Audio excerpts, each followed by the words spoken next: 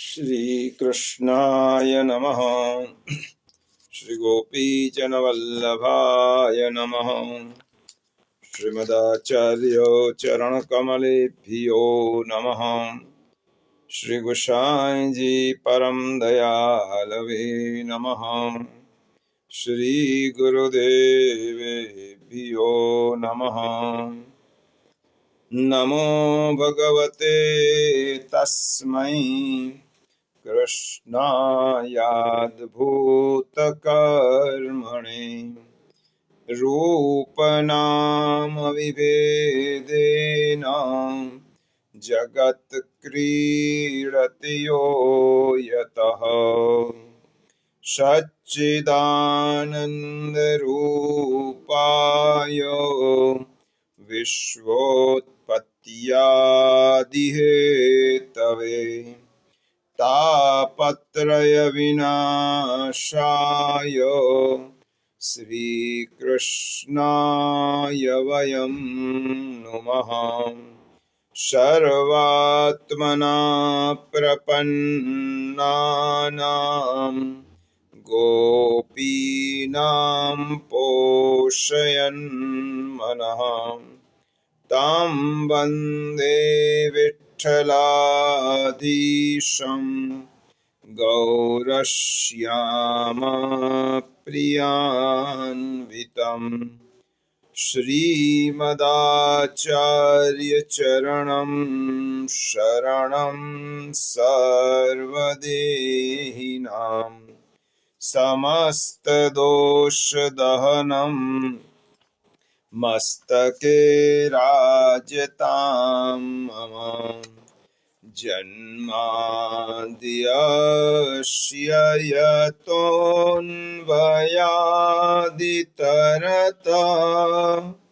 स्यार्थेष्वभिज्ञस्वराट् तेने ब्रह्महृदाय आदिकवये मुह्यन्ति यत्सूरयः तेजो वारिमृदां यथा विनिमयो यत्र त्रिसर्गो मृषा धाम्ना स्वेन सदा निरस्तकुहकं सत्यं परं धीमहि।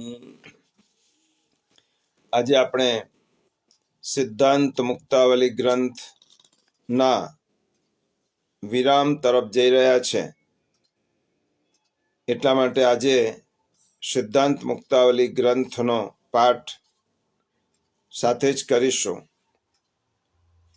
નત્વા હરિમ પ્રવક્ષ્યામિ સ્વસિદ્ધાંત વિનિશ્ચયમ કૃષ્ણ સેવા સદા કાર્યા માનસી સા પરામતા ચેતસ્તત્ પ્રવણમ સેવા તત્સિદ્ધ્यै તનુવિત્તજા તત સંસાર દુઃખસ્ય નિવૃત્તિર્બ્રહ્મબોધનમ પરમ બ્રહ્મ તુ કૃષ્ણો હિ સચ્ચિદાનંદકં બૃહત દ્વિરૂપમ તદ્ સર્વં સ્યાદ એકમ તસ્માદ્ વિલક્ષણમ અપરમ તત્ર પૂર્વસ્મિન વાદિનો બહુધા જગુઃ માયિકં સગુણં કાર્યં સ્વતંત્રં ચેતિ નૈકધા તદ એવૈતત્પ્રકારેણ ભવતીતિ શ્રુતિર્મતम् દ્વિરૂપં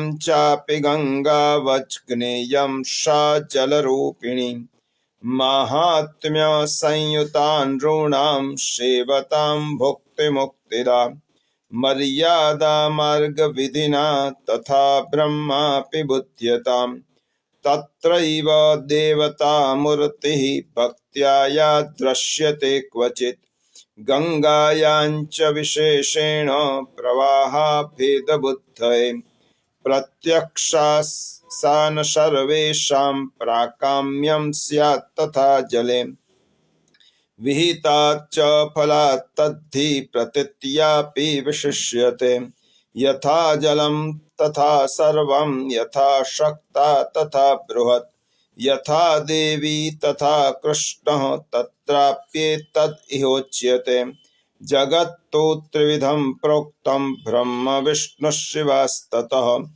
देवता रूपवत् प्रोक्ता ब्रह्मणित्थं हरिर्मतः कामचारस्तु लोकेऽस्मिन् ब्रह्मादिभ्यो न चान्यथा परमानन्दरूपे तु कृष्णेष्वात्मनि निश्चयः अतस्तु ब्रह्मवादेन कृष्णे बुद्धिर्विधीयताम् आत्मनि ब्रह्मरूपे तु छिद्राव्योम्निवचेतनः उपाधिनाशे विज्ञाने ब्रह्मात्मत्वावबोधने गंगातीरस्थितो यद्वत् देवतां तत्र पश्यति तथा कृष्णं परं ब्रह्म स्वस्मिन् ज्ञानी प्रपश्यति संसारी यस्तु भजते स दूरस्थो यथा तथा अपेक्षित जलादीनाम् अभावात् तत्र दुःखभाक्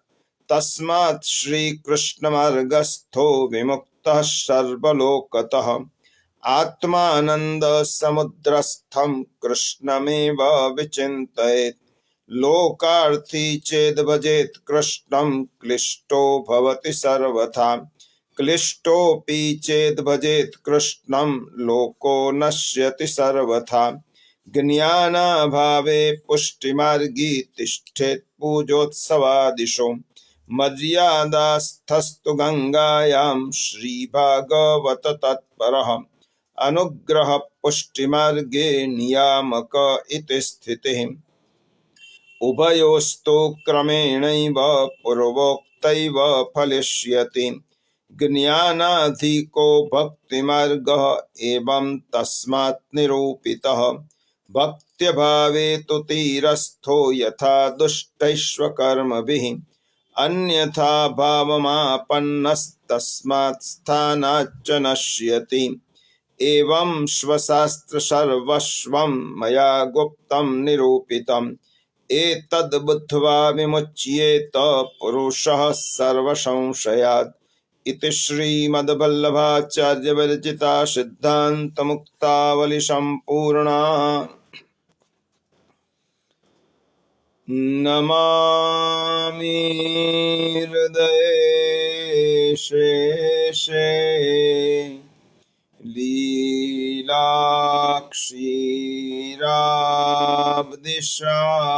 लीलाक्षीराब्धिशायिनम् लक्ष्मीसहस्रलीलाभिः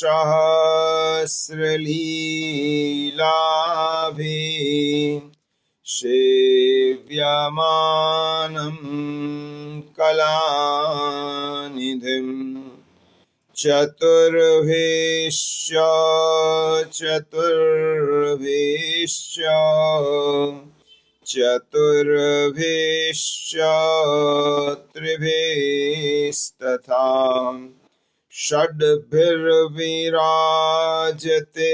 योऽसौ पञ्चधा हृदये मम पञ्चधा हृदये मम अज्ञानतिमिरान्धस्य ज्ञानाञ्जनशलाकया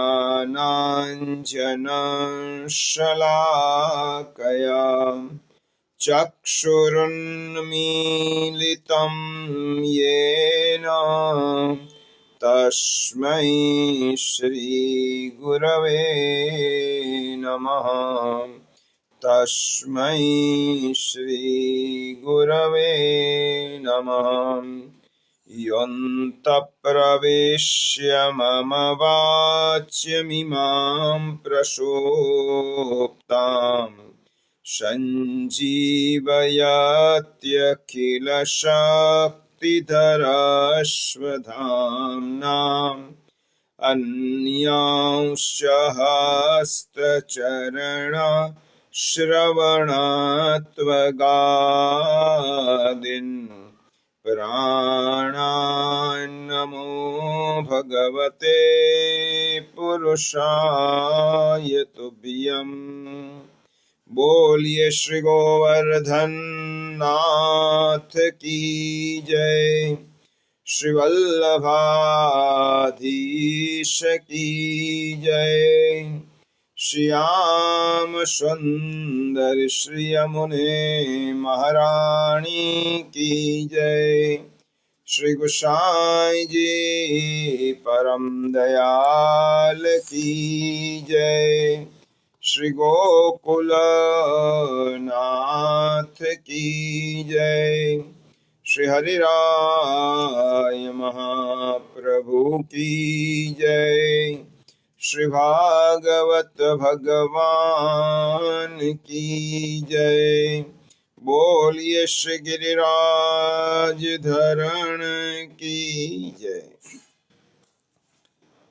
શ્રીમદ ભાગવત પુષ્ટિ સત્સંગ સાથે ફેસબુકના માધ્યમથી જોડાયેલા આપ સૌ વૈષ્ણવ ભાઈ બહેનોને સાનુનય જય શ્રી કૃષ્ણ। આપના હૃદયમાં બિરાજમાન પરમ કૃપાળુ પરમાત્માને વંદન કરી આપણે શ્રી ઠાકોરજી, શ્રી મહાપ્રભુજી, શ્રી ગુસાઈજી અને શ્રી યમુનાજીના યુગલ ચરણ કમલોમાં સદૈન્ય કોટી કોટી દંડવત કરી આજના સત્સંગનો પ્રારંભ કરીએ। પ્રિયજનો, આજે માક્ષર વદ 11, આજની એકાદશીનું નામ છે સફલા એકાદશી અને આ એકાદશી પુષ્ટિમાર્ગીય વૈષ્ણવજનો માટે ખૂબ મહત્વની છે। બ્રહ્માંડ પુરાણમાં રાજા યુધિષ્ઠિર અને શ્રી કૃષ્ણ ભગવાનના સંવાદમાં આ 11નું મહત્વ દર્શાવ્યું છે। આપણે પહેલા એકાદશીના મર્યાદા માર્ગીય મહત્વને અતિ સંક્ષેપમાં સમજી પછી તેનો પુષ્ટિભાવ સમજીને આજે સિદ્ધાંત મુક્તાવલી ના શ્લોક 18 થી 21 નો વિચાર કરી અને તેને વિરામ આપવાનો છે। સિદ્ધાંત મુક્તાવલીનો સાર આજે સમજી અને આ સત્સંગને આપણે વિરામ આપીશું। સૌ પ્રથમ 11નું મહત્વ બ્રહ્માંડ પૌરાણિક મહત્વમાં બ્રહ્માંડ પુરાણમાં આની આખ્યાયિકા છે।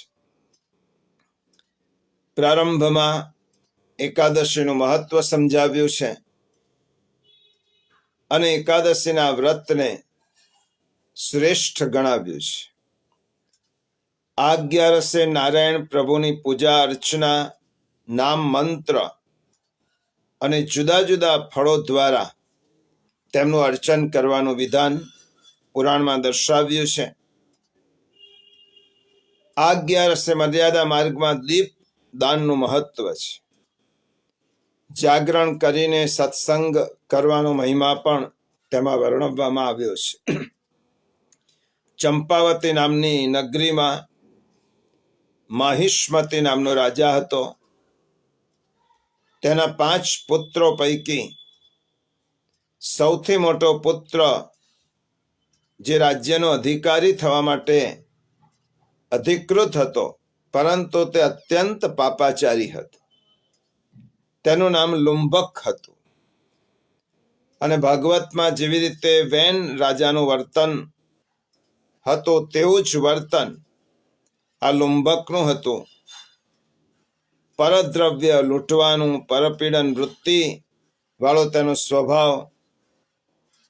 તેના પિતાએ તેને સમજાવવા માટે ખૂબ પ્રયત્ન કર્યો, પરંતુ પિતા તેને યોગ્ય રસ્તે લઈ જઈ શક્યા નહીં। અને પ્રાચીન કાળમાં રાજાઓ પોતાના રાજધર્મને કેટલો નિષ્ઠાપૂર્વક બજાવતા હતા તેનું આ ઉદાહરણ છે। પોતાના આ પાપાચારી પુત્રને તેમને રાજ્ય નિકાલ આપ્યો, દેશ નિકાલ કર્યો. પોતાનો પુત્ર હોવા છતાં પણ પાપાચારી અને દુરાચારી હતો. તેને સમજાવવાનો પ્રયત્ન કર્યો, પણ તે સમજણથી માન્યો નહીં. એટલા માટે તેને દેશ નિકાલ આપ્યો. જંગલમાં જઈને રહેવા લાગ્યો. પીપળાના વૃક્ષ પાસે જંગલમાં તે રહેતો હતો. અનાયાસે આજનો સિદ્ધાંત મુક્તાવલીનો વિષય પણ આ છે. પ્રભુને જેના ઉપર કૃપા કરવી હોય, એ કૃપા માટે પ્રભુને કોઈ કારણ જોઈતું નથી. પ્રભુ જ્યારે જે જીવ પર કૃપા કરવા ઈચ્છે છે, તે જીવ પર કોઈ પણ નિમિત્તે કૃપા કરે જ છે.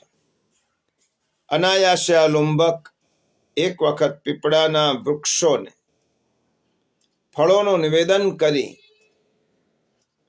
એના મનમાં કોઈ એવી ભાવના હતી જ નહીં કે હું આ વ્રત કરું છું. પરંતુ પીપળાનું વૃક્ષ એ વિષ્ણુનું સ્વરૂપ છે. અશ્વત્થ સર્વવૃક્ષાણામ. શ્રીમદ ભગવદ્ ગીતામાં ભગવાને અશ્વત્થ એટલે પીપળાના વૃક્ષને પોતાની વિભૂતિ ગણાવી છે. એ ઝાડની નીચે બેસી અને ફળોનું નિવેદન કરી અને એકાદશીનું વ્રત અનાયાસે તેનાથી થયો. અને આ વ્રતથી વિષ્ણુ ભગવાન તેના ઉપર પ્રસન્ન થયા. પ્રભુનો પ્રસન્નતા મળે, પ્રભુની કૃપા થાય, પછી તેના જીવનમાં પરિવર્તન આપ્યું.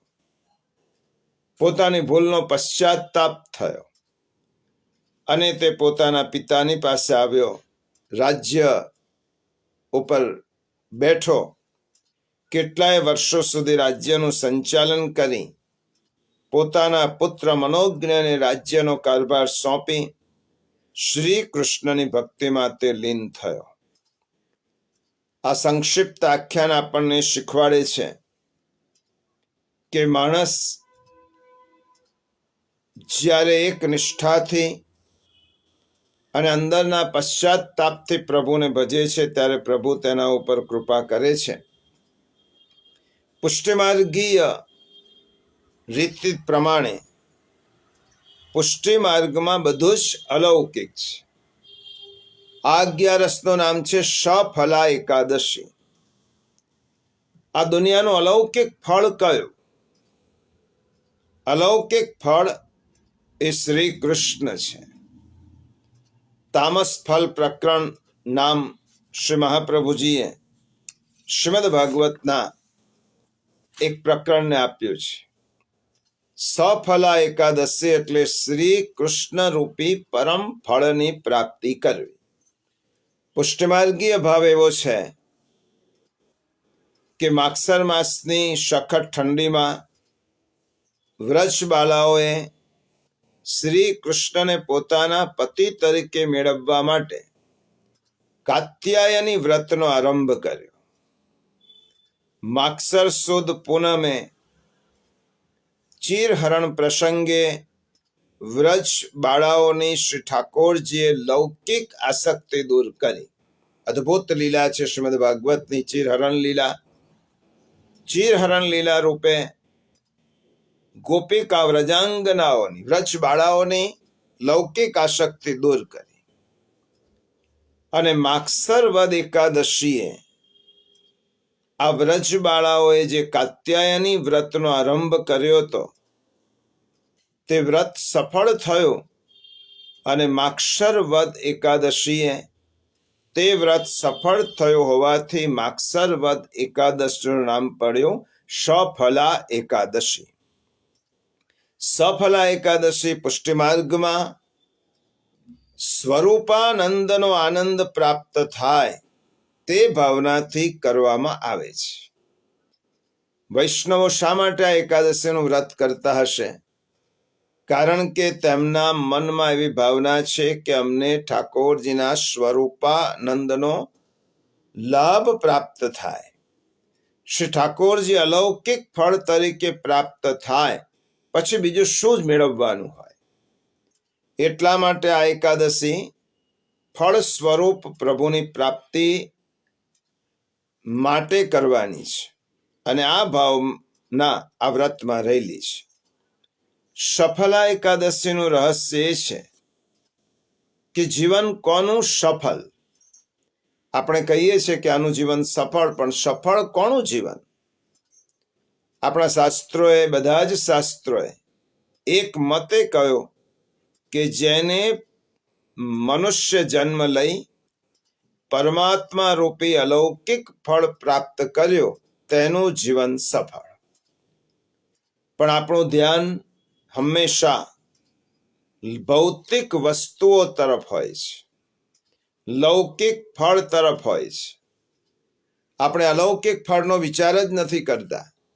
આપણને લૌકિક સિદ્ધિઓ જોઈએ, ભૌતિક ફળ જોઈએ, ઐશ્વર્ય જોઈએ, અને એટલા જ માટે આપણી દોડધામ છે, ગાડી માટે, બંગલા માટે, સુખ માટે, વૈભવ માટે. અને આપણે અલૌકિક ફળને ભૂલી જઈ અને લૌકિક ફળની પાછળ જીવનભર નહીં, જન્મ જન્માંતર સુધી ભટકતા રહીએ છીએ. અને આ 11 આપણને સંદેશ આપે છે કે જેને જીવનમાં લૌકિક અલૌકિક ફળની પ્રાપ્તિ કરી તેનું જીવન સફળ. આજે તો કોઈને પણ પૂછીએ તો જીવન સફળ ક્યારે?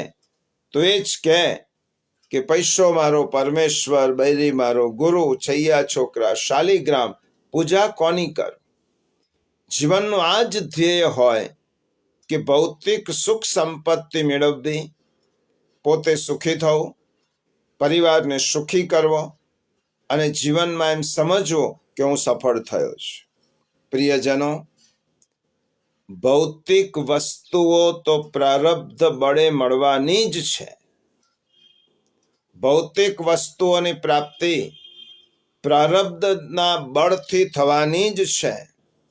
અલબત્ત તેના માટે પુરુષાર્થ જરૂરી છે, નથી એમ નહીં, પરંતુ તે મર્યાદામાં રહીને. લૌકિક ભોગ માટે એટલા ન ભટકવું જોઈએ કે આપણે ભગવાનને ભૂલી જઈએ. આપણે લૌકિક વસ્તુઓ માટે, લૌકિક ઉપભોગ માટે એટલા ભટકીએ છીએ કે પ્રભુનું જ વિસ્મરણ થાય છે. અને આ 11 કહે છે કે અલૌકિક ફળ એવા શ્રી કૃષ્ણની પ્રાપ્તિ કરવી એ જ સફલા એકાદશી છે. અલૌકિક ફળ પરમાત્મા માટે ભક્તિ જ કરવી પડે છે અને લૌકિક ફળ તો પ્રારબ્ધથી મળે છે. અલૌકિક ફળ પરમાત્મા ભક્તિથી જ પ્રાપ્ત થાય છે. રાસ પંચાધ્યાયના તામસ ફલ પ્રકરણમાં એક સુંદર પ્રસંગ આવે છે. પરમત ભાષામાં છે, પરંતુ તેનું રહસ્ય ખૂબ ઊંડું છે. રાસમાં ગોપી મંડળમાં પ્રભુ રાસ રમતા હોય છે અને ગોપિકાઓને સૌભાગ્ય મદ થયો. અને એ સૌભાગ્ય મદ પ્રભુ અંતર્યામી છે. પ્રભુને લાગ્યું કે આ ગોપિકાઓ મને સર્વસ્વ માનતી હતી, માટે હું તેમના ઉપર પ્રસન્ન થયો. પરંતુ આ ગોપિકાઓએ તો હવે અંદરથી મારું ધ્યાન છોડી દીધું છે અને જગતને જોવા લાગી છે કે અમે જગતમાં કેટલા બધા સૌભાગ્યશાળી છીએ કે પરમાત્મા અમારી સાથે રાસ રમે છે. પ્રભુ અંતર્ધાન થયા. અંતર્ધાન થયેલા પ્રભુ ગોપી મંડળમાંથી એક ગોપીને પોતાની સાથે લઈ ગયા. આ ગોપીનું નામ શ્રીમદ ભાગવતમાં આપ્યું નથી, પણ એક સ્વામિનીજી, રાધા સહચરી એક સ્વામિનીજીને સાથે લઈને ગયા. સમગ્ર રાસ મંડળમાંથી જ્યારે એક જ ગોપીને લઈને ગયા ત્યારે તે ગોપીને પણ સૂક્ષ્મ રીતે સૌભાગ્યનો મદ થયો કે જો આખા ગોપી મંડળમાં હું જ એકલી સૌભાગ્યશાળી છું કે પ્રભુ મને એકલીને લઈને આવ્યા. પ્રભુ મને જ વશ છે. રસ્તામાં પુષ્પનો બગીચો આવ્યો. ગોપીએ પ્રભુને કહ્યું કે આ ફૂલ ચૂંટી અને મને ગજરો બનાવી આપો. પ્રભુએ તેનો મનોરથ પૂર્ણ કર્યો. ફૂલ ચૂંટી, ગજરો બનાવ્યો, શૃંગાર કર્યો. આગળ જતા ફળથી લચેલું એક વૃક્ષ આવ્યું. આ ગોપીની નજર એ વૃક્ષ ઉપર ઉગેલા ફળ પર પડી અને તે ગોપીએ પ્રભુની પાસે ફળની માગણી કરી. એ ગોપી ભૂલી ગઈ કે હાથમાં અલૌકિક ફળ છે, છતાં હું લૌકિક ફળની અપેક્ષા રાખું છું. પ્રભુએ કહ્યું, સારું, આ ફળ મને જોઈએ છે. પ્રભુએ કહ્યું, વૃક્ષ ઊંચું છે, તમે મારા ખભા ઉપર ચડી અને આ ફળ તોડી લે. પ્રભુના ખભા ઉપર ગોપી ચડી અને ફળ તોડવા ગઈ. એક હાથથી ડાળી પકડી, બીજા હાથથી જેવી રીતે ફળ હાથમાં આવ્યો કે ભગવાન ત્યાંથી અંતર્ધાન થયા. પ્રભુ કાં તો સંસારને છોડવો પડે તો પ્રભુ મળે, કાં તો પ્રભુને મેળવવા માટે સંસાર છોડવો પડે, અથવા સંસારને મેળવવો હોય તો પ્રભુ છોડવા પડે. હાથમાં એક જ ફળ આવે. ગોપીના હાથમાં લૌકિક ફળ આવ્યું અને અલૌકિક ફળ એવા શ્રી કૃષ્ણ ત્યાંથી અંતર્ધાન થયા. શા માટે? લૌકિક ફળ જોયા પછી અલૌકિક ફળ હાથમાં હોવા છતાં પણ લૌકિક ફળની ઈચ્છા રાખી માટે અલૌકિક એવા ઠાકોરજી અંતર્ધાન થયા. સ્વયં ગોપીનું ઉદાહરણ આપણને સમજાવે છે કે ભગવાન રૂપી ફળની જ ઈચ્છા રાખો, એ માટે જ પુરુષાર્થ કરો, તેને જ મેળવો અને તે મળી ગયા પછી જીવન સફળ ગણો. બીજા કોઈ ફળની ઈચ્છા ન રાખશો. આ જ આ એકાદશીનું રહસ્ય છે અને આ જ પુષ્ટિમાર્ગીય વૈષ્ણવે સમજવાનું છે. આ 11 ત્યાં સુધી કરવાની જ્યાં સુધી આપણને સ્વરૂપાનંદની પ્રાપ્તિ ન થાય, ત્યાં સુધી આ એકાદશીનું વ્રત વૈષ્ણવોએ કરવાનું હોય છે. આ પુષ્ટિમાર્ગીય ભાવને સમજી અને આજે સિદ્ધાંત મુક્તાવલી ગ્રંથ શ્રી વલ્લભ ગીતા, આપણે ત્યાં જેવી રીતે શ્રીમદ ભગવદ્ ગીતા છે એવી રીતે શ્રી વલ્લભ ગીતા છે. મહાપ્રભુજીના મુખારવિંદમાંથી પુષ્ટિ સિદ્ધાંત રૂપે કોઈ પણ પોતાના સેવકને નિમિત્ત બનાવી અને શ્રી મહાપ્રભુજીએ સમગ્ર વૈષ્ણવ સૃષ્ટિને અને પોતાની બિંદુ સૃષ્ટિને અને નાદ સૃષ્ટિને જે પણ કંઈ અલૌકિક સંદેશ આપ્યો છે તે 16 ગ્રંથ છે. આ 16 ગ્રંથનું રસપાન આપણે એકાદશી સત્સંગના માધ્યમથી કરી રહ્યા છીએ. 16 ગ્રંથનો ત્રીજો ગ્રંથ છે યમુનાષ્ટકમ, બાલબોધ અને સિદ્ધાંત મુક્તાવલી. આ ગ્રંથ આપણે કેટલાય સત્સંગના ક્રમમાં લીધો છે. આજે આ ગ્રંથના છેલ્લા શ્લોકોને સમજી અને આ ગ્રંથના સારને સમજી અને આપણે વિરામ આપવાના છીએ. પ્રિયજનો, સિદ્ધાંત મુક્તાવલી એટલે સિદ્ધાંતોની માળા, સિદ્ધાંતોની મોતીની માળા જે શ્રી મહાપ્રભુજી આપણને ગૂંથીને આપી છે. એ સિદ્ધાંત મુક્તાવલીના આજે 18 થી 21 પર્યંતના શ્લોકોમાં જે શ્રી મહાપ્રભુજી આજ્ઞા કરી છે તેનો વિચાર કરી આ ગ્રંથને આપણે વિરામ આપીશું. પહેલા 18 થી 21 4 શ્લોકોનું પારાયણ કરી લઈએ અને પછી તેને સમજીએ. મર્યાદાસ્થસ્તુ ગંગાયામ શ્રી ભાગવત તત્પરઃ અનુગ્રહ પુષ્ટિમાર્ગે નિયામક ઇતિ સ્થિતિઃ ઉભયોસ્તુ ક્રમેણૈવ પૂર્વોક્તૈવ ફલિષ્યતિ જ્ઞાનાધિકો ભક્તિમાર્ગ એવં તસ્માન્ નિરૂપિતઃ ભક્ત્યભાવે તુ તીરસ્થો યથા દુષ્ટૈષ્વકર્મભિઃ અન્યથા ભાવમાપન્ન તસ્માत् સ્થાનાચ્ચ નશ્યતિ एवं स्वशास्त्र सर्वस्वं मया गुप्तं निरूपितम् एतद् बुद्ध्वा विमुच्येत પુરુષઃ સર્વસંશયાત. અહીંયા શ્રી મહાપ્રભુજીએ છેલ્લા 4 શ્લોકમાં ખૂબ મહત્વની આજ્ઞા કરી છે. પુષ્ટિ માર્ગમાં પહેલા શું કહ્યું? 18મા શ્લોકમાં અનુગ્રહ પુષ્ટિ માર્ગે નિયામક ઇતિ સ્થિતિ.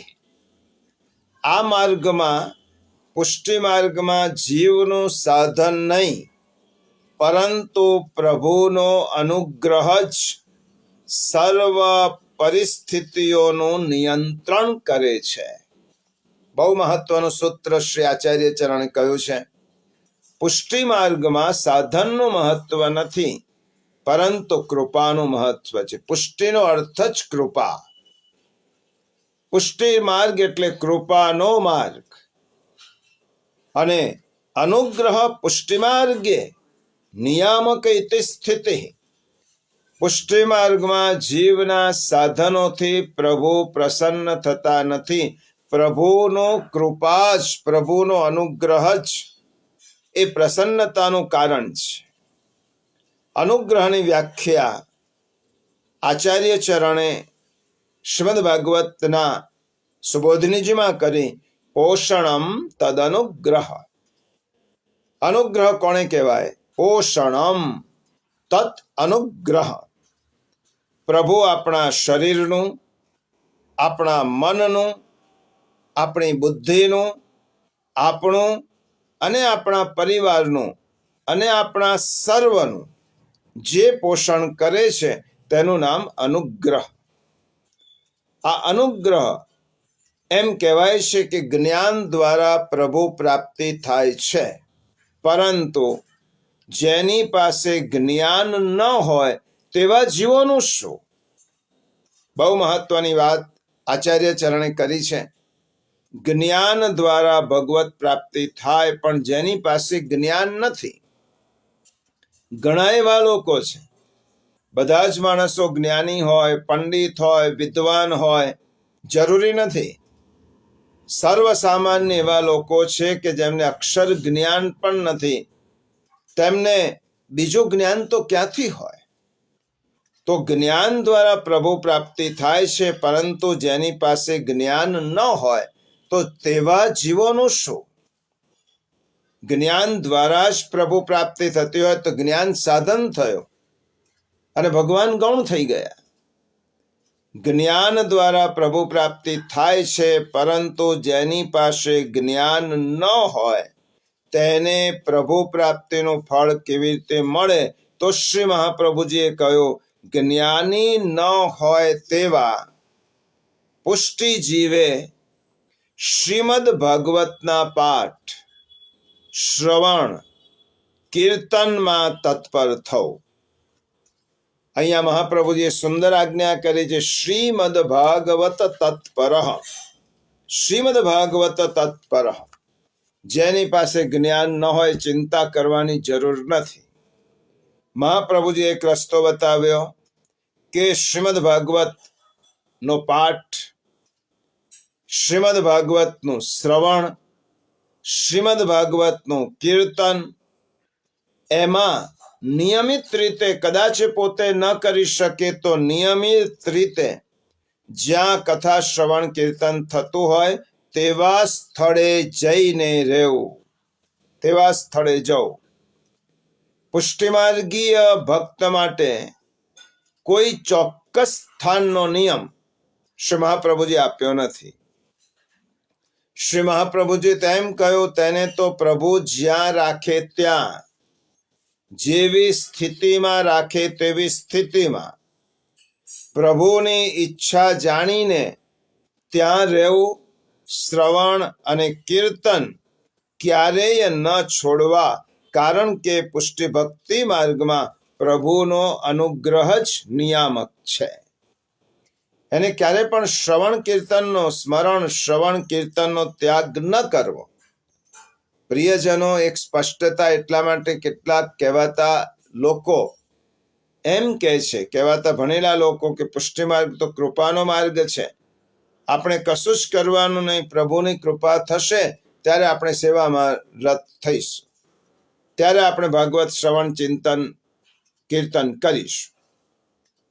પ્રભુની કૃપા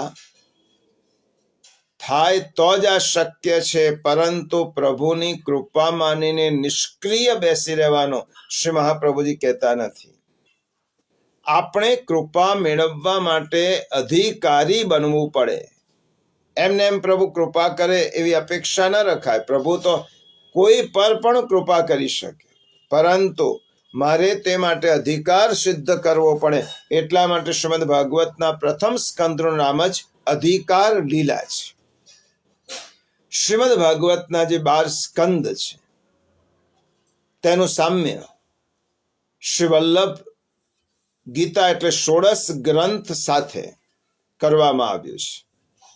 શ્રીમદ ભાગવતના 12 સ્કંદ અને શ્રી મહાપ્રભુજી રચિત 16 ગ્રંથ, આમાં એક એક સ્કંદમાં શ્રી મહાપ્રભુજીએ કયા 16 ગ્રંથ સાથે ભાગવતના કયા સ્કંદનું સામ્ય છે એ દર્શાવવામાં આવ્યું છે.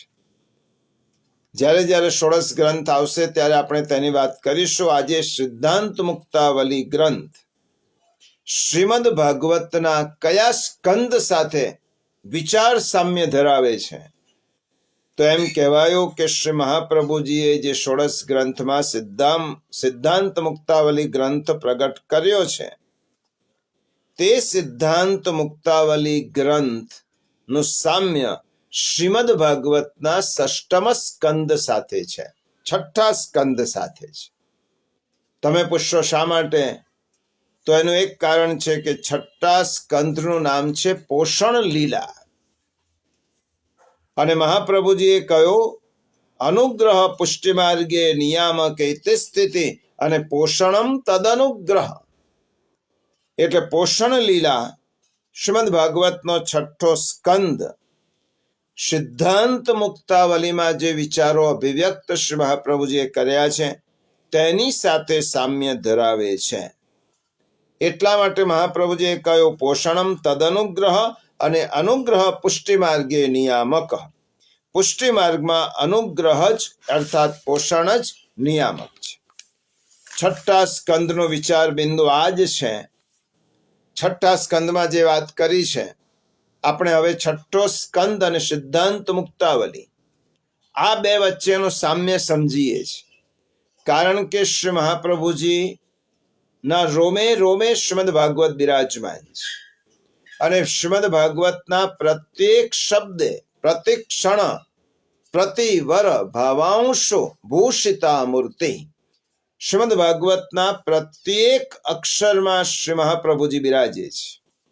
એટલા માટે સિદ્ધાંત મુક્તાવલી ગ્રંથ શ્રીમદ ભાગવતના 6ઠ્ઠમ સ્કંદની સાથે સામ્ય ધરાવે છે.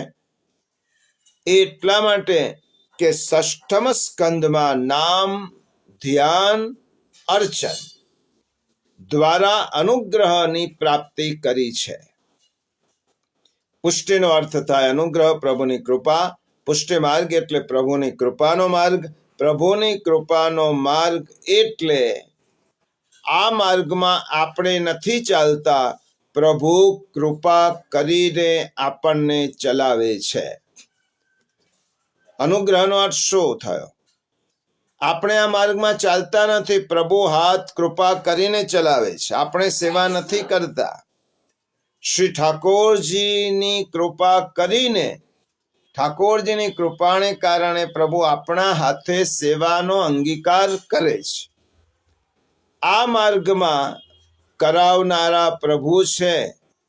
એની કૃપા હોય, એના હૃદયમાં જ પ્રભુ માટે પ્રેમ થાય.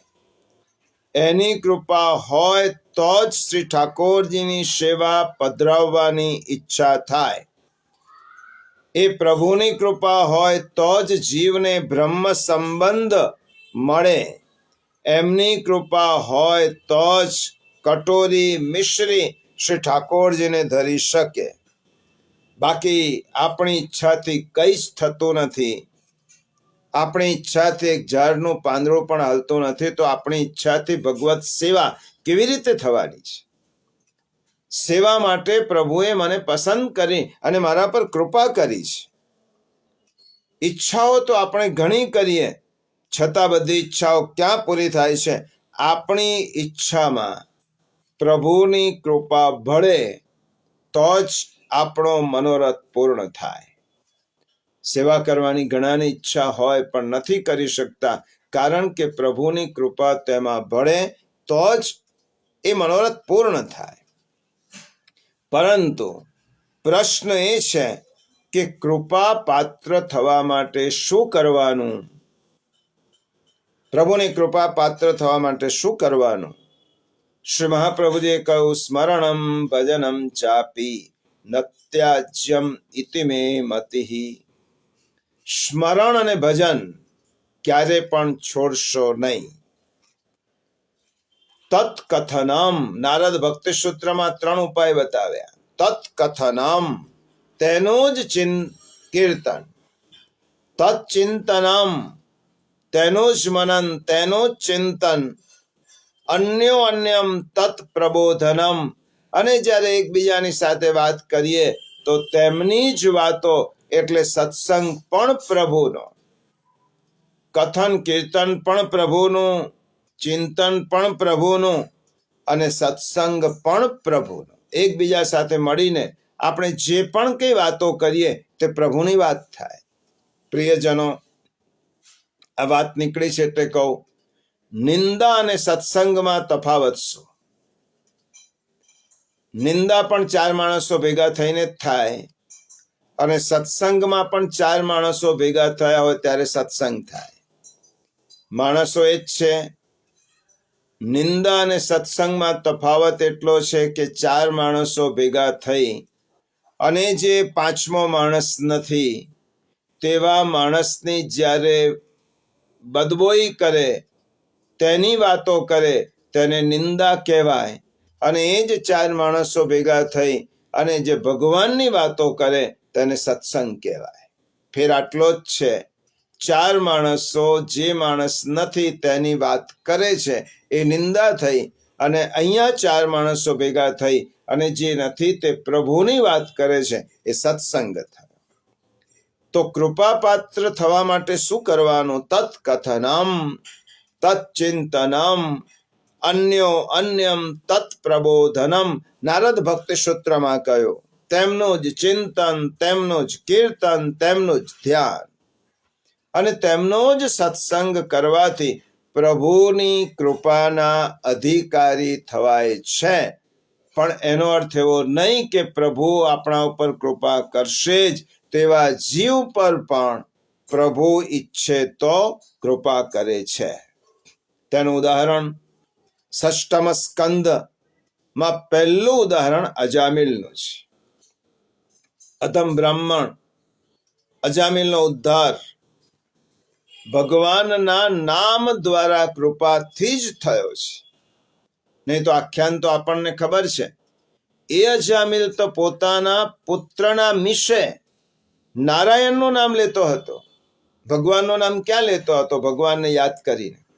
તે પોતાના પુત્રનું નામ નારાયણ પાડ્યો અને તેનો ઉચ્ચાર કરતો હતો. અજામિલના આખ્યાનમાં સમજવા જેવું છે કે સત્સંગનો પ્રભાવ કેટલો છે.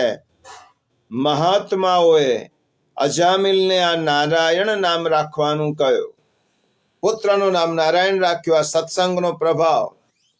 અને નારાયણ રૂપે તેના પુત્રમાં તેની આસક્તિ થઈ અને અજામિલને નારાયણનો ઉચ્ચાર કર્યો. પ્રભુને કૃપા જ કરવી હતી.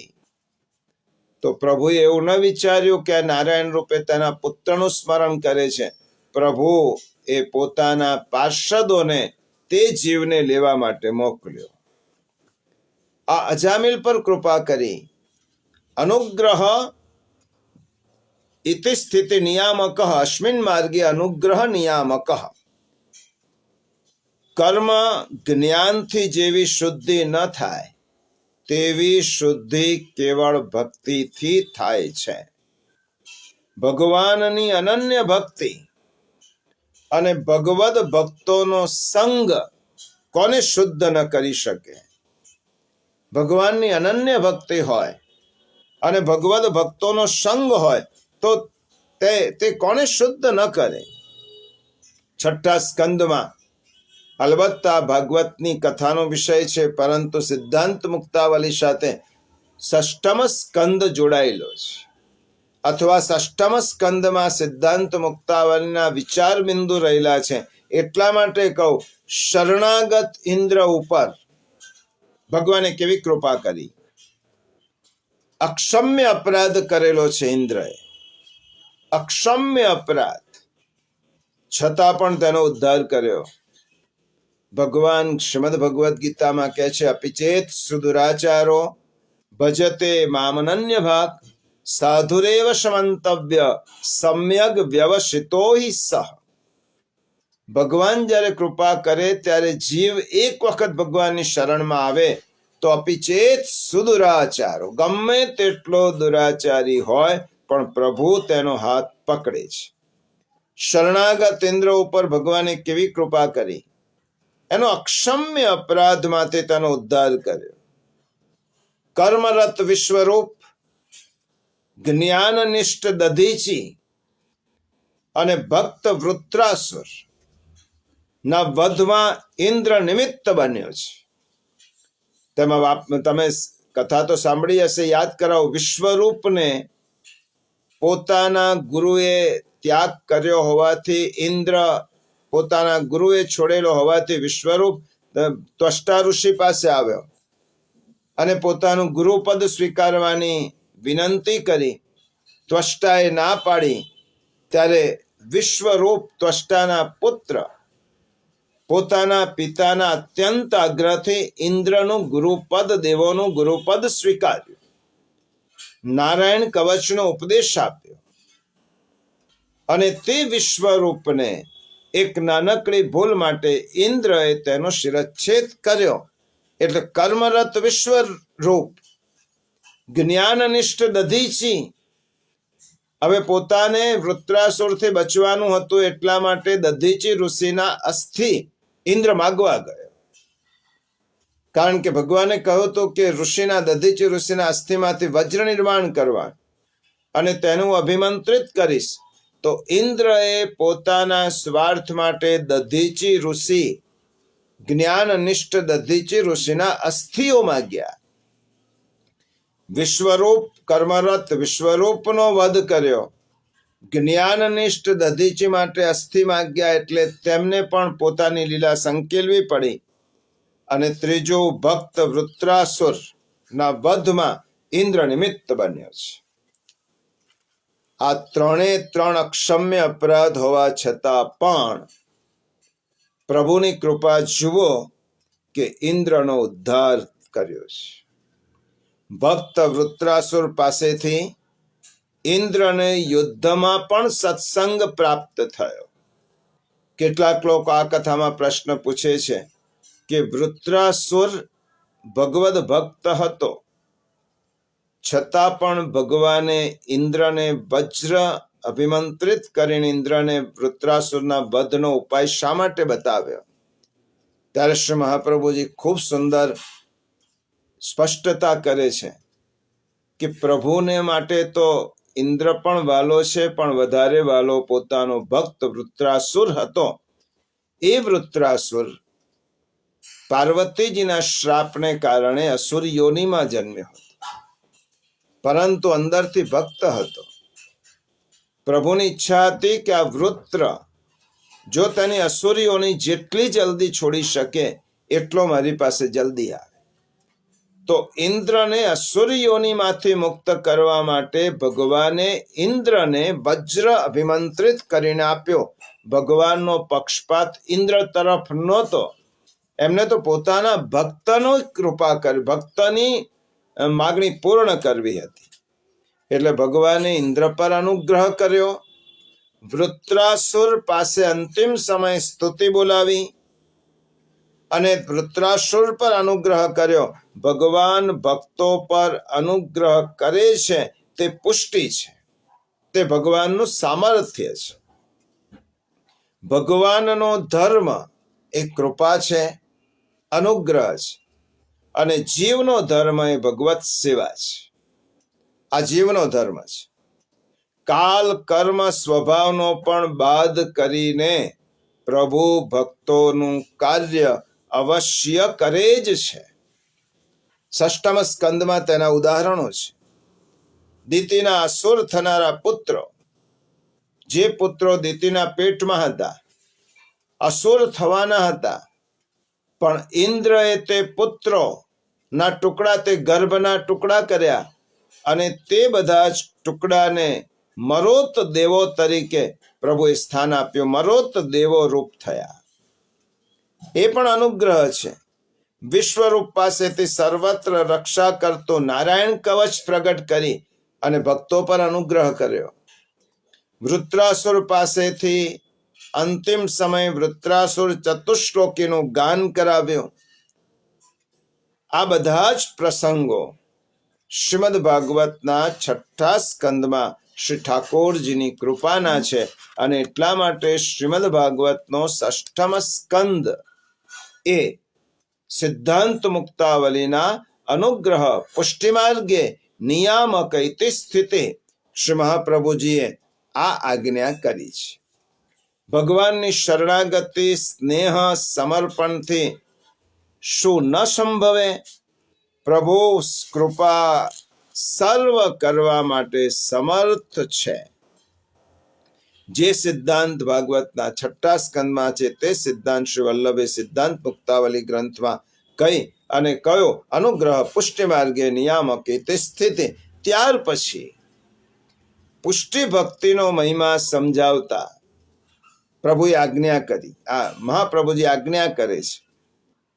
પુષ્ટિ ભક્તિનો મહિમા આચાર્ય ચરણ આગળના 19મા શ્લોકમાં સમજાવે છે કે મર્યાદા માર્ગીય જીવો જ્ઞાની તથા ભક્ત પણ હોઈ શકે છે. જો તેમના ઉપર પ્રભુ વિશેષ કૃપા કરે તો તેઓ પુષ્ટિ માર્ગમાં પ્રવેશ કરી અને પુષ્ટિ માર્ગીય ભક્તિ પ્રાપ્ત કરે છે અને સ્વરૂપાનંદને પામે છે. પરંતુ જો તેમનો અંગીકાર મર્યાદામાં જ કરવામાં આવ્યો હોય તો મર્યાદા માર્ગીય જ્ઞાની અને મર્યાદા માર્ગીય ભક્ત આ બંનેને ફલ રૂપે મુક્તિ જ મળે છે, તેમને સ્વરૂપાનંદ મળતો નથી. તેથી સ્પષ્ટપણે સમજાય છે. મહાપ્રભુજીએ કહ્યું છે, જ્ઞાનાધિકો ભક્તિ માર્ગ એવં તસ્માત નિરૂપિત. શ્રી મહાપ્રભુજીએ કેટલી સુંદર આજ્ઞા કરી છે. જ્ઞાનાધિકો ભક્તિ માર્ગ એવં તસ્માત નિરૂપિત. ભગવાનને મેળવવા માટે અનેક સાધનોમાં ભક્તિ જ સર્વોપરી છે. કારણ કે ભક્તિથી ઉત્તમ સર્વોત્તમ કોઈ સાધન નથી ભગવદ પ્રાપ્તિ કરવા માટે. અને આ જ વાત જ્ઞાન માર્ગના આચાર્ય શ્રીમદ આદ્યશંકરે પણ કહી. મોક્ષ કારણ સામગ્ર્યામ ભક્તિરેવ ગરીયસી. મોક્ષની તમામ સામગ્રીમાં ભક્તિ જ સર્વશ્રેષ્ઠ છે. ભક્તિ સિવાય પ્રભુની પ્રાપ્તિ થતી નથી. ભક્તિમાં પણ પાછી પુષ્ટિ ભક્તિ. શ્રી મહાપ્રભુજીએ એનો ઉલ્લેખ કર્યો છે કે ભક્તિમાં પણ પુષ્ટિ ભક્તિ તો કૃપા પાત્ર જીવો જ કરી શકે. કારણ કે મહાપ્રભુજી કહે છે પુષ્ટિ ભક્તિઓ તો અદેય છે, સહેલાઈથી ન દેવામાં આવે તેવી. પુષ્ટિ ભક્તિ અદેય છે. અદેય એટલા માટે છે કે પ્રભુ પ્રસન્ન થાય તો મુક્તિનું દાન ક્યારેક કરે, પરંતુ ભક્તિનું તો નહીં જ. પ્રભુ પણ પ્રસન્ન થાય તો મુકુંદ, ભગવાનનું એક નામ શું છે? મુકુંદ. મુકુમ મોક્ષમ દદાતી. શ્રી મહાપ્રભુજીએ સુબોધિનીમાં આની વ્યાખ્યા કરી. મોક્ષ આપે તેને મુકુંદ કહેવાય. એટલા માટે પ્રભુ પ્રસન્ન થાય તો મુક્તિનું દાન કરે પણ ભક્તિનું કરતા નથી. આપણો વાર્તા પ્રસંગમાં એક પ્રસંગ આવે છે. શ્રી મહાપ્રભુજીના મતે ભક્તિનું કેટલું મહત્વ છે. એ પ્રસંગ એવો છે કે પ્રભુદાસ ચલોટા શ્રી મહાપ્રભુજીના અંતરંગ સેવક. શ્રી મહાપ્રભુજી એક વખત યમુનાના બીજા કિનારે બિરાજે છે. મહાપ્રભુજીના મનમાં મનોરથ થયો કે ઠાકોરજીને દહીં અરોગાવું છે. અને મહાપ્રભુજીના મનમાં રહેલી વાત આ પ્રભુદાસ ચલોટા સમજી ગયા. કારણ કે મહાપ્રભુજીના સેવકોનું મન મહાપ્રભુજીના મન સાથે ભળી ગયેલું હતું. એટલા માટે મહાપ્રભુજીના મનમાં શું વિચાર આવે છે તે આ સેવકો સમજી જતા. પ્રભુદાસ ચલોટાએ વિચાર્યું કે કૃપાનાથને દહીંની જરૂર છે. તરત જ એ ગયા પછડી બાંધીને અને એક ગોવાલણ સુંદર મજાનું તાજું દહીંની મટુકે લઈને બેઠી હતી. પ્રભુદાસ ચલોટાએ એ ગોવાલણને પૂછ્યું, આ દહીં કેટલામાં આપ્યું? આની કિંમત શું? ગોવાલણે જોયો કે એક સામાન્ય માણસ છે, કોઈ સેવક છે, ભક્ત છે, એની પાસે કોઈ બીજું તો છે નહીં. પોતળી પહેરેલી છે ને એક વસ્ત્ર ઓઢેલું છે. એની પાસે છે શું તો આપવાનો હતો. ગોવાલણે કહ્યું કે તું શું આપીશ? આ દહીંના બદલામાં તું શું આપીશ મને? પ્રભુદાસ ચલોટાએ કહ્યું, તું માગીશ તે આપીશ. તો શું આ દહીંના બદલામાં તું મુક્તિ આપવાનો છે? આ મહાપ્રભુજીના સેવક, એમનું સામર્થ્ય જુઓ. હા, તું આ દહીં મને આપી દે, હું મુક્તિ આપી દઈશ. ગોવાલણ હોશિયાર હતી એમ નહીં. મને તું ચિઠ્ઠીમાં લખી આપ કે તે મને મુક્તિ આપી. અને પ્રભુદાસ ચલોટાએ ચિઠ્ઠી લખી કે દહીંના બદલામાં મુક્તિ આપી. અને મુક્તિ આપી એ ચિઠ્ઠી એને પોતાના વસ્ત્રના છેડે બાંધી રાખી પાલવ સાથે. યોગાનું યોગ, એ ગોવાલણનો તે જ દિવસે તેનો દેહાંત થયો. યમના દરબારમાં ગઈ, નરકમાં લઈ જવાના હતા. યમના દરબારમાં જઈને આ પ્રભુદાસ ચલોટાની ચિઠ્ઠી બતાવી. યમરાજાએ દૂતોને કહ્યું કે આને મુક્તિ આપવા સિવાય મારી પાસે બીજો કોઈ વિકલ્પ નથી. કારણ કે મહાપ્રભુજીના સેવકે તેને કહ્યું છે કે મુક્તિ આપી.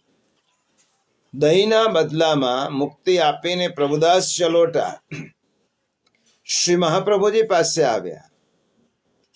શ્રી મહાપ્રભુજીએ સુંદર દહીં, કારણ કે એની તો કેટલી કિંમત હતી, એના બદલામાં મુક્તિ આપીને આવેલા હતા પ્રભુદાસ. મહાપ્રભુજીએ પૂછ્યું, પ્રભુદાસ દહીં કેટલામાં લાવ્યા? પ્રભુદાસે કહ્યું કે એના બદલામાં મેં મુક્તિ આપી. શ્રી મહાપ્રભુજી કહે છે, મુક્તિ જ આપી, ભક્તિ ન આપી? જુઓ મહાપ્રભુજીની દ્રષ્ટિ, એને મુક્તિ જ આપી, ભક્તિ ન આપી. ત્યારે પ્રભુદાસ ચલોટા કહેવા લાગ્યા કે તેને મારી પાસે મુક્તિ માગી એટલે મેં મુક્તિ આપી. ભક્તિ માગતી તો હું ભક્તિ આપી. મુક્તિ કરતા પ્રભુ પણ પ્રસન્ન થાય તો તે વધારેમાં વધારે મુક્તિનું દાન કરે. ભક્તિનું દાન ઠાકોરજી અનુગ્રહ કરે ત્યારે જ થાય છે. પ્રભુ પરમ ભક્તિનું દાન તો પોતાના કોઈ વિશેષ અનુગ્રહ ભાજનને જ કરે છે. કારણ પ્રભુને સૌથી વધારે પ્રિય હોય તો તે ભક્તિ છે. ભક્તિ પોષણ પરમ ભગવદીય દયારામભાઈએ ભક્તિ પોષણમાં કેટલાય શ્લોકો ચંદ્રાવળામાં તેને પરિવર્તિત કર્યા છે. ચંદ્રાવળા ભક્તિ પોષણના 41માં ચંદ્રાવળામાં મૂળ શ્લોક છે કે મૂળ વાત એ છે કે ભક્તિ પ્રભુને પ્રિય છે, સામે કયું પાત્ર છે પ્રભુ જોતા નથી. એટલા માટે શ્લોક એવો છે, વ્યાધસ્યા ચરણમ વયસ્ય ધ્રુવ કિમ વિદ્યા ગજેન્દ્રસ્ય કા જાતિ વિદુરસ્ય યાદવપતે ઉગ્રસ્ય કિમ પૌરુષમ કુબ્જાયા કિમુ નામ રૂપમધિકમ કિમ તે સુદામનો ધનમ ભક્ત્યા તુષ્યતિ કેવલમ નતુ ગુણૈ ભક્તિ પ્રિયો માધવ. આ જ શ્લોકને દયારામભાઈએ ચંદ્રાવડામાં ફેરવ્યું છે. ભક્તિ પોષણમાં 41મો તમે ચંદ્રાવડો જોશો તો આ દેખાશે. ધ્રુવજીને ક્યાં વય હતું, ક્યાં હતું સુદામાને ધન, કુબ્જાને રૂપ ક્યાં હતું, ઉગ્રસેનમાં શું પુરુષાતન, ગજને ક્યાં હતી બ્રહ્મ વિદ્યા, પારધીમાં ક્યાંય શુભ આચરણ, કેવળ ભક્તિ પામ્યા ગિરિધરણ, સેવો શ્રી કૃષ્ણ કૃપા. દયારામભાઈએ ઉદાહરણ આપતા કહ્યું છે, પ્રભુ જેના પર કૃપા કરે છે તેનું કંઈ જ જોતા નથી. ધ્રુવજીની ઉંમર કેટલી? કોઈ એમ કે વૃદ્ધાવસ્થામાં આપણે ભગવાન મળે, તો ધ્રુવની ઉંમર કેટલી?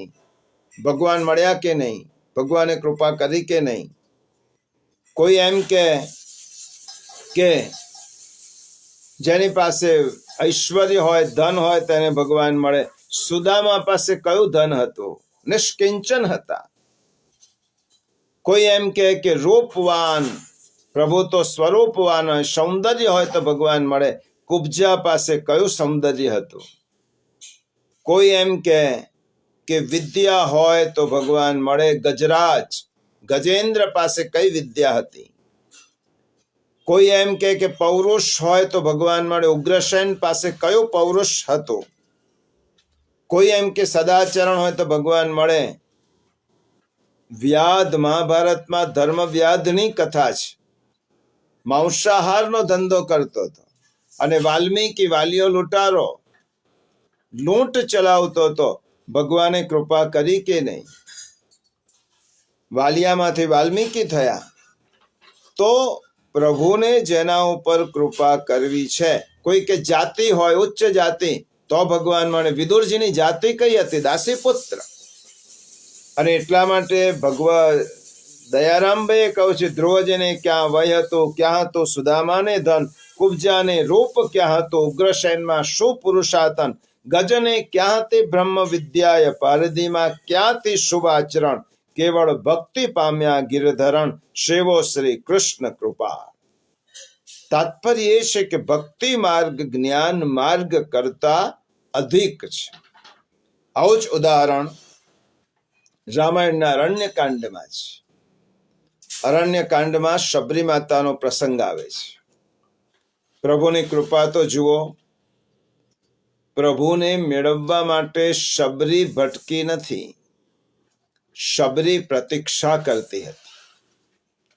શબરી ભટકતી નહોતી પ્રભુને મેળવવા માટે. શબરી તો એક નિષ્ઠાથી પ્રભુની પ્રતીક્ષા કરતી હતી. ગુરુના એક વચનને લીધે.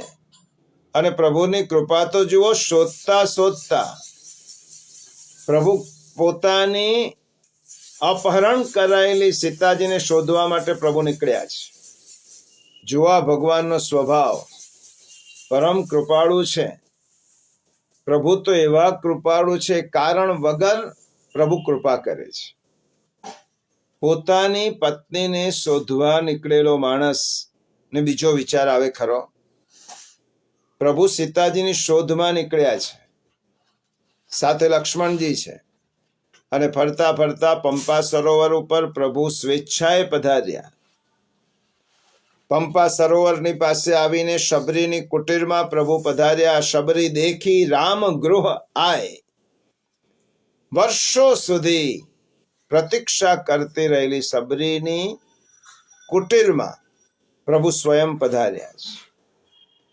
કૃપા તો જુઓ કે એટલું જ નહીં, શબરીના એઠા બોર પ્રભુએ પ્રેમથી આરોગ્યા છે. અને જ્યારે શબરી માતા કહેવા લાગ્યા, પ્રભુ હું અધમ છું, જળમતી છું, હું ભીલ કન્યા છું, હું ક્યાંય ભણવા ગઈ નથી, ત્યારે પ્રભુની કૃપા કેટલી. પ્રભુ કહે છે, આ રામચરિત માનસની ચોપાઈનો હું અનુવાદ જ કહું છું. પ્રભુ કહે છે, આજે હે શબરી માતા તમારે સ્તુતિ કરવાની નથી, આજે તો હું તમારી સ્તુતિ કરીશ. નવધા ભક્તિના ઉપદેશ આપી અને હું તમારી સ્તુતિ કરીશ. અને પ્રભુ રામ કહે છે, શબરી, તમે કહ્યું કે હું અધમ છું, જળમતી છું, ભીલ કન્યા છું, પણ તારા માધ્યમથી હું આખા જગતને કહેવા માંગુ છું કે હું નાત, જાત, કુળ, ધર્મ, મોટાઈ, ધન, પદવી કે પ્રતિષ્ઠાને માનતો નથી. આ બધું જ હોવા છતાં જેનામાં ભક્તિ ન હોય તેની મારે મન કોઈ કિંમત નથી. આવું પ્રભુએ સ્વયં રામચરિતમાનસમાં કહ્યું છે. એક પિતાને ઘણા દીકરા હોય, કોઈ શૂરવીર હોય, કોઈ તપસ્વી હોય, કોઈ જ્ઞાની હોય, કોઈ પંડિત હોય, કોઈ પદાધિકારી હોય.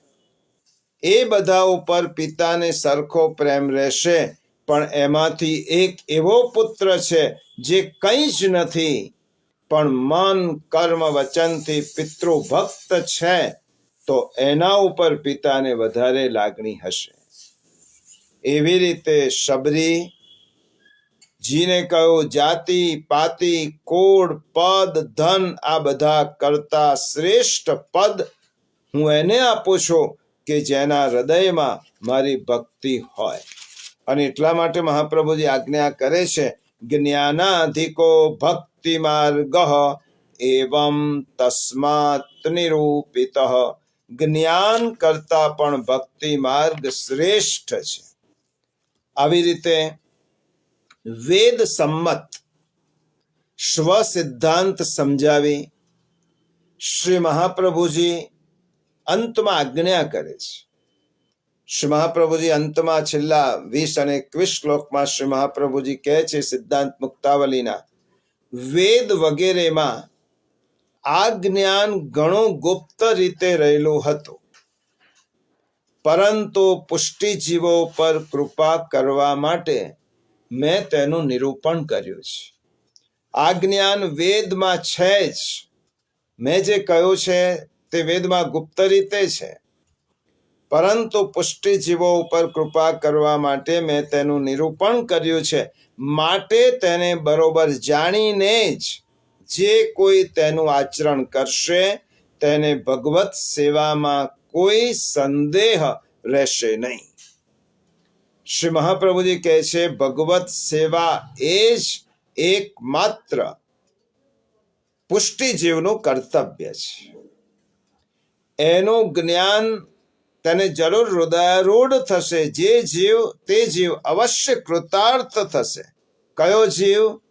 કે જેને આ સિદ્ધાંત મુક્તાવલીમાં આપેલા જે સિદ્ધાંતો છે તે સમજીને જેને ભગવદ સેવા રત થયો છે, તેના ઉપર અવશ્ય પ્રભુ કૃપા કરશે. તેને પ્રભુના પરમાનંદની ચોક્કસ પ્રાપ્તિ થશે. આ વલ્લભ વાણી છે, વલ્લભના વચનામૃત છે.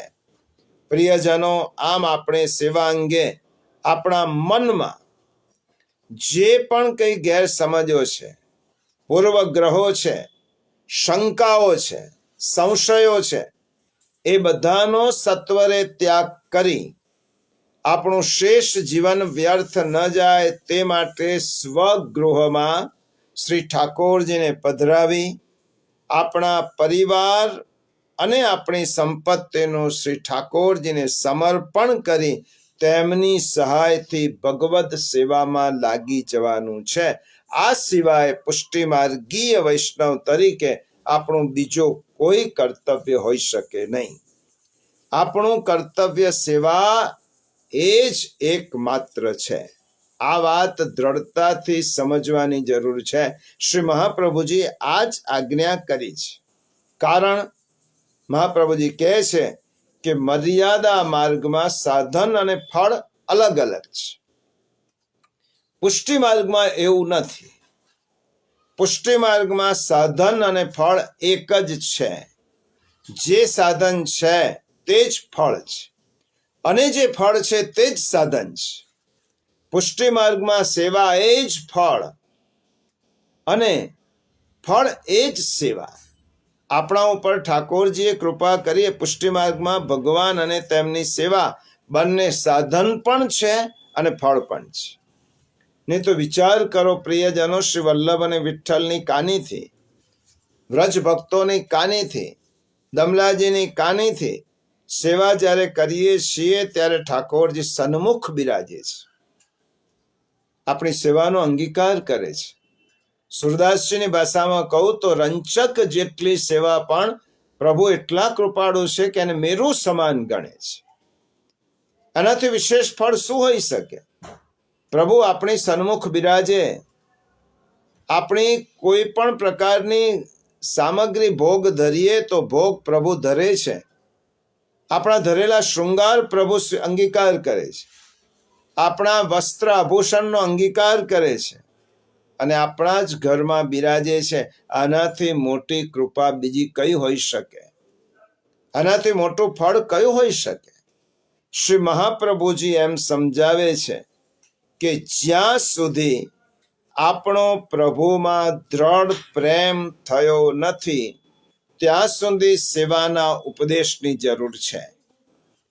પણ જ્યાં સુધી મન પ્રભુમાં પૂરેપૂરું ભળ્યું નથી ત્યાં સુધી આપણે કાયિક વાચિક સાધનની જરૂર પડે છે. કાયિક અને વાચિક સાધનો મનને પ્રભુમાં મેળવવા માટે ઉપયોગી છે. એટલા માટે મહાપ્રભુજીએ સિદ્ધાંત મુક્તાવલી ગ્રંથમાં તનુ વિત્તજા સેવા કરવાનો ઉપદેશ આપ્યો છે. તનુ વિત્તજા સેવા કરવાનો ઉપદેશ આપ્યો, સીધો માનસીનો ઉપદેશ નથી આપ્યો. તનુ વિત્તજા સેવા કરતા કરતા મન જેમ જેમ પ્રભુમાં લાગતું જાય તેમ તેમ સેવા સિદ્ધ થતી જાય છે. તનુજા સેવા, શરીરથી પ્રભુની સેવા એટલા માટે કરવાની કે આપણા અહંકાર, આપણી અહંતા છે તેનું નિર્મૂલન થાય. અને વિત્તજા સેવા એટલા માટે કરવાની કે આપણી મમતા દૂર થાય. મન જ્યારે આવી રીતે અહમતા અને મમતા બંને દૂર થશે અને મન જ્યારે પ્રભુમાં પૂરેપૂરું ભળી જશે ત્યારે માનસી સેવા સિદ્ધ થશે. માનસી સેવાનો ઉપદેશ વાણીથી કરી શકાતો નથી.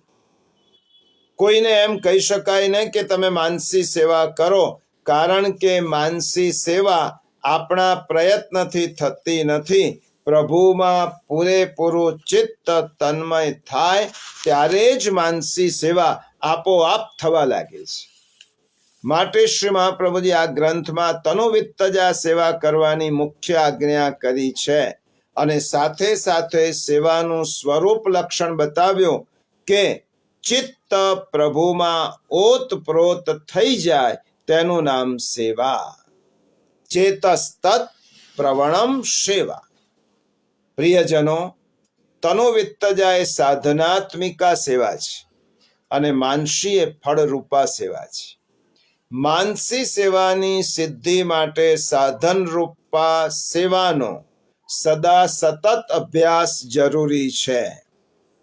સાધન રૂપ સેવા એટલે તનુ અને વિત્તજા સેવા વગર માનસી સેવા ક્યારે પણ સિદ્ધ થતી નથી. એ તો અચ્યુતદાસ જેવા ભગવદીય કે જેના મિશે આ ગ્રંથ રચાયો છે તે અપવાદ રૂપ છે. અત્યારના સમયમાં કેટલાક વૈષ્ણવોની એવી ગેરસમજ છે. આ સિદ્ધાંત મુક્તાવલીના માધ્યમથી આપણી ગેરસમજો કેટલીક દૂર થવી જોઈએ. અત્યારના સમયમાં કેટલાક વૈષ્ણવોની ગેરસમજ છે કે સાધન રૂપા તનુજા વિત્તજા સેવા કરવાની જરૂર નથી, પુષ્ટિ માર્ગ તો ફળનો માર્ગ છે. તો અમે આંખો મીચીને, આંખો બંધ કરીને માનસી સેવા શરૂ કરી દઈએ તો શું વાંધો છે? શા માટે આવી તનુજા વિત્તજા સેવા કરીને સમય બગાડવો? એના કરતાં આંખો બંધ કરવાની. જેવી રીતે ધ્યાન લોકો કરે છે એવી રીતે આંખો બંધ કરી અને પ્રભુની માનસી સેવા કરીએ તો શું વાંધો છે? કારણ કે અંતે તો માનસી જ સિદ્ધ કરવાની છે. તો પછી શા માટે તનુ વિત્તજા સેવા કરીએ? શ્રી મહાપ્રભુજી આજ્ઞા કરે છે ચેતસ્તત પ્રવણમ સેવા. સિદ્ધાંત મુક્તાવલીના બીજા શ્લોકમાં મહાપ્રભુજી આજ્ઞા કરી છે, ચિત્તનું પ્રવણ થાય એનું નામ સેવા. એનો અર્થ આપણે સમજ્યા નહીં. એનો અર્થ શું થયો? ચિત્તનું જ્યાં સુધી ભગવાનમાં પરોવાય નહીં આપણું ચિત્ત, ત્યાં સુધી એક નિષ્ઠાથી સતત અને નિત્ય તનુજા અને વિત્તજા સેવા કરતા રહેવી જોઈએ. તનુજા અને વિત્તજા સેવા ક્યાં સુધી? કે જ્યાં સુધી આપણું ચિત્ત પ્રભુમાં પરોવાય નહીં ત્યાં સુધી, આપણું મન ભગવાનને નમી જાય નહીં, આપણું મન ભગવાનને તાબે ન થઈ જાય ત્યાં સુધી આ સાધનાત્મિકા સેવા કરવાની જ છે. અને એ કર્યા કરીશું તો છેવટે આપણી અહમતા અને મમતા દૂર થશે અને માનસી એની જાતે સિદ્ધ થશે. પરંતુ તેના માટે તો આ જ રસ્તો છે. કોઈ એમ કહે કે હું આંખો બંધ કરી અને અમેરિકા પહોંચી જાઉં, એ શક્ય નથી. એને અમેરિકા જવા માટે જે વિધિ હશે, ફ્લાઇટની ટિકિટ છે કે આ બધું છે કે કરવું જ પડશે.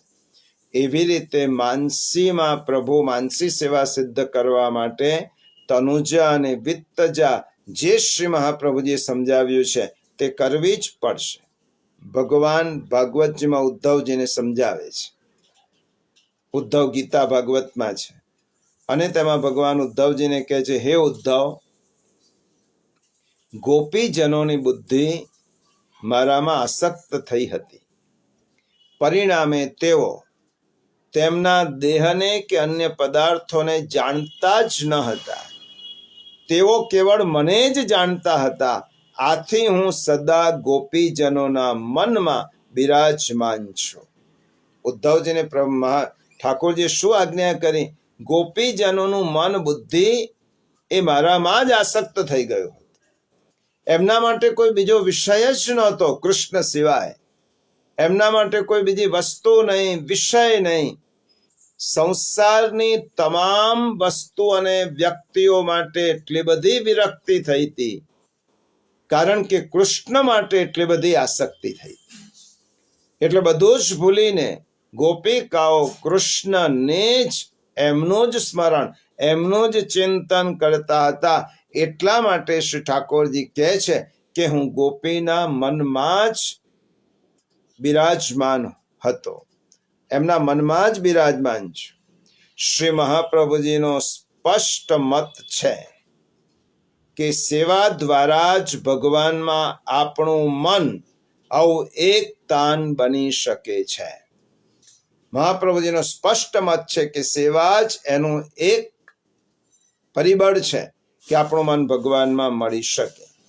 કેવળ એક ખૂણામાં બેસીને ભગવાનનો વિચાર કરવાથી ભગવાનમાં મન એક તાન થતું નથી.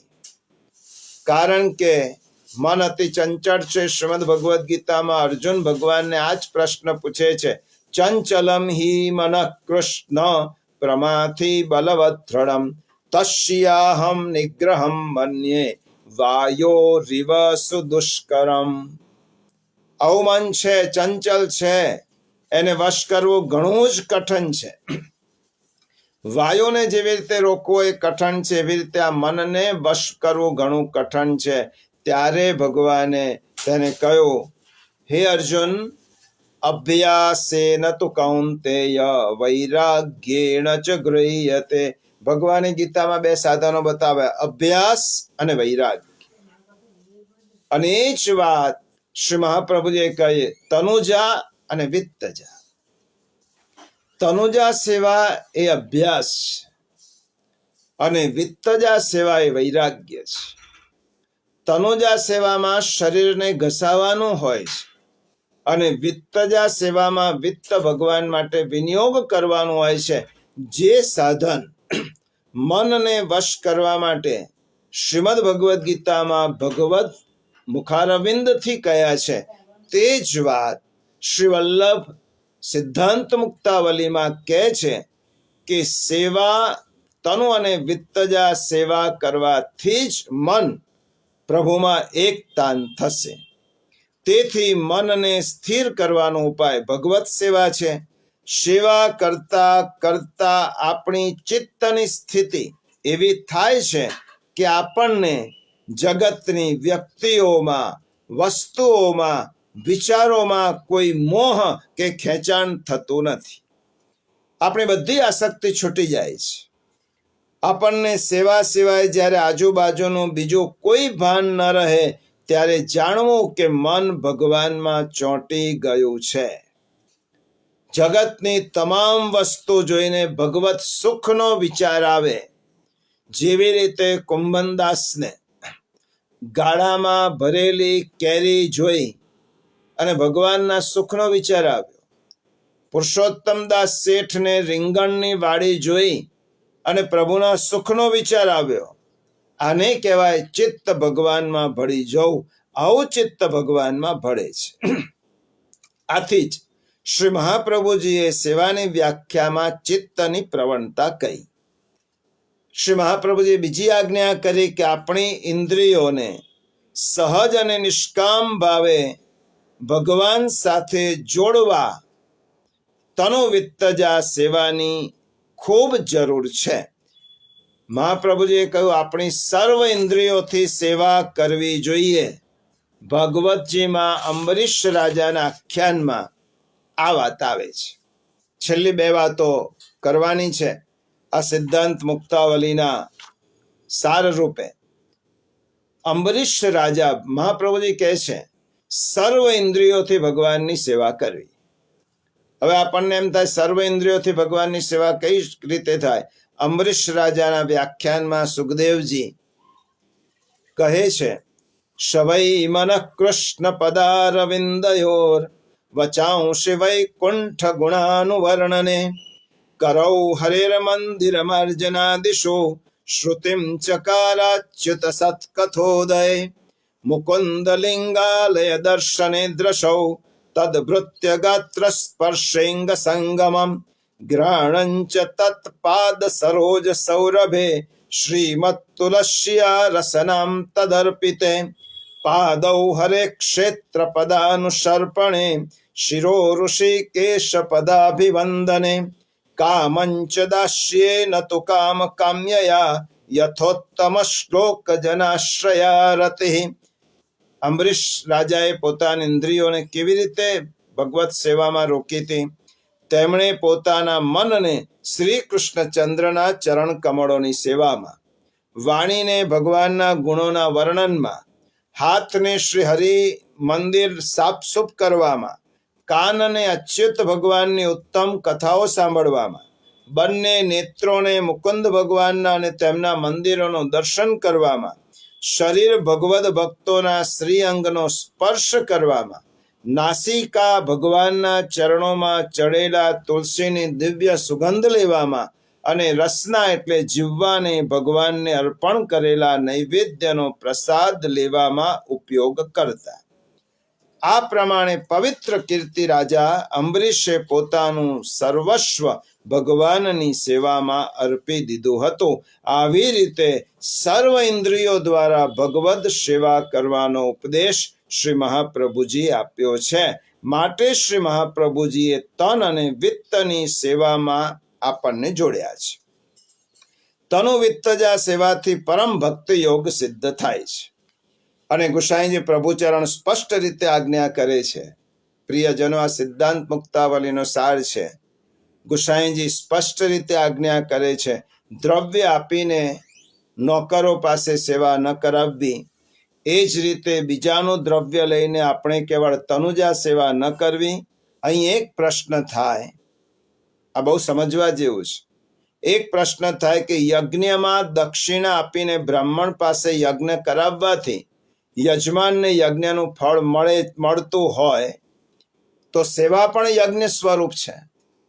તો પગારદાર નોકર પાસે સેવા કરાવીએ તો તેનું ફળ માલિકને કેમ ન મળે? પ્રશ્ન બહુ ઉચિત છે. ટીકાકારોએ તેનો જવાબ આપ્યો છે.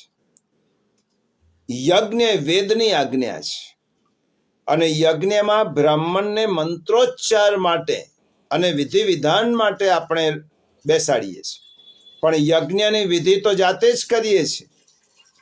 એટલા માટે આ વૈદિક કર્મકાંડ છે, એટલા માટે બ્રાહ્મણને રોક્યો છે. બીજું, યજ્ઞનું પરોક્ષ ફળ છે. યજ્ઞ સાધન છે, સેવા એ સાધન નથી, ફળ છે. અને સેવા પ્રભુ પ્રત્યેનું જીવનું કર્તવ્ય છે. સેવા સ્નેહ સભર હોય અને ભગવત પ્રેમથી ભરેલી હોય તો જ તે સેવા છે. અને એનું ઉદાહરણ એ છે, પોતાના બાળકને પ્રેમ કરવા માટે, પોતાના બાળકને લાડ લડાવવા માટે, એને લાડ પ્યાર કરવા માટે માં પોતે જ પોતાના બાળકને જ્યારે લાડ પ્યાર કરે તો જ તેને આનંદ આવે છે. તેના માટે તે ભાડુઆત માણસ રોકતી નથી. પતિ પોતાની પત્નીને સ્નેહ કરવા માટે ક્યારે પણ ભાડુઆત વ્યક્તિને રોકતો નથી. તો પછી સેવા જાતે જ કેમ નહીં કરવાની, બીજા પાસે કેવી રીતે કરાવવાની? આપણો બીજો પ્રશ્ન એ છે કે આપણે વર્ષોથી તનુ વિત્તજા સેવા કરીએ છીએ, પરંતુ માનસી સેવાનું ફળ મળતું નથી, તો તનુ વિત્તજા સેવાથી શો લાભ? આપણો બીજો પ્રશ્ન છે. વર્ષોથી તનુ વિત્તજા સેવા કરીએ છીએ, કેટલાય વર્ષોથી, પણ માનસી સેવાનું ફળ મળતું નથી, તો પછી તનુ વિત્તજા સેવાથી લાભ શો? શ્રી ગોકુલેશજી આ સંદર્ભમાં આજ્ઞા કરે છે. શ્રી મહાપ્રભુજીના વચનમાં વિશ્વાસ રાખી તેમણે બતાવેલ રીતિ પ્રમાણે તનુ વિત્તજા રૂપી સાધન સેવા જો શ્રદ્ધાપૂર્વક કરવામાં આવે તો શ્રી મહાપ્રભુજીની વાણીનું ફળ જરૂર પ્રાપ્ત થાય. શ્રી ગોકુલેશજી આજ્ઞા કરે છે, શ્રી મહાપ્રભુજીએ કહ્યું, આ રીતે જો સેવા કરશો તનુ વિત્તજા તો માનસી સિદ્ધ થશે જ, અને માનસી સેવાનો અધિકાર અને ફળ જરૂરથી પ્રાપ્ત થાય છે. અને છેલ્લે સિદ્ધાંત મુક્તાવલીમાં જે 9 વાતો કહી છે તે વાતો કહીને આ વિરામને, આ સત્સંગને વિરામ આપીએ છીએ અને આ ગ્રંથને પણ વિરામ આપીએ છીએ. 9 વાતો સૂત્રાત્મક રીતે સિદ્ધાંત મુક્તાવલીમાં કહી છે. પહેલો, પોતાના શરીર દ્રવ્યથી પોતાના ઘરમાં પરિવાર સાથે શ્રી ઠાકોરજીની ચિત્ત પરોવીને સેવા કરવી, તે તનુ વિત્તજા સેવા. બીજું, તે કરવાથી જ ફળરૂપ માનસી સેવા સિદ્ધ થાય છે અને ભગવદાનુભવનું ફળ પ્રાપ્ત થાય છે. ત્રીજું સૂત્ર છે, તેનાથી અહમતા મમતાત્મક સંસાર નાશ પામે છે, હમણાં આગળ કહ્યું તેમ, અને દુઃખની નિવૃત્તિ થાય છે. ચોથું, આ માટે શ્રી મહાપ્રભુજીનું શુદ્ધાદ્વૈત તત્વ જ્ઞાન સિદ્ધાંત મુક્તાવલીમાં કહેલા સિદ્ધાંતો સમજવા જરૂરી છે. પાંચમું, બ્રહ્મ સચ્ચિદાનંદ સર્વોપરી અને સ્વતંત્ર છે. છઠ્ઠું, જગત બ્રહ્મનું અધિભૌતિક સત્ય સ્વરૂપ છે. સાતમું, જીવ બ્રહ્મનો અંશ હોવાથી તે તેમનો દાસ છે. આઠમું, અહમતા અને મમતા રૂપી સંસાર મિથ્યા છે. અને છેલ્લું, જગતમાં જગદીશનો ભાવ રાખી નિષ્કામ ભાવે સેવા સ્મરણથી જીવન જીવવાથી ભગવાનના સ્વરૂપાનંદની પ્રાપ્તિ રૂપી મોક્ષ મળે છે. આટલું સમજીએ અને આ ગ્રંથને વિરામ આપીએ. પ્રિયજનો, સિદ્ધાંત મુક્તાવલી ગ્રંથ ખૂબ મહત્વનો છે પુષ્ટિમાર્ગીય સિદ્ધાંતો સમજવા માટે.